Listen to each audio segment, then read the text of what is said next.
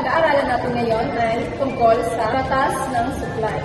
Pero bago yan, ano nga ba ang supply? Ito ay tumutukoy sa dami ng produkto at serbisyo na handa at kaya niyang ibenta sa pamilihin. Ano naman ang batas ng supply? Tuwing ang mga producer ay magdedesisyon na mag-produce ng produkto o magkalog ng serbisyo, ang presyo ang kanilang pangunahing pinagbabatayan.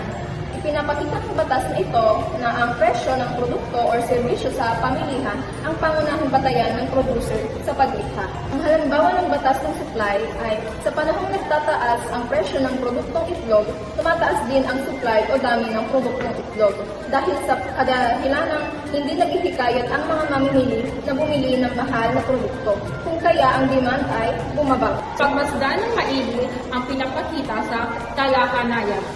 So, paano mo maihambing ang bawat presyo sa katumbas nitong quantity supply? Kung tumataas ang ating presyo, tumataas din ang ating quantity supply. Oo naman, dahil ang ating presyo na mula sa 225 ay tumaas hanggang sa 425. At ang ating quantity supply mula sa 100 ay tumaas hanggang sa 500. Magkatulad na tumataas.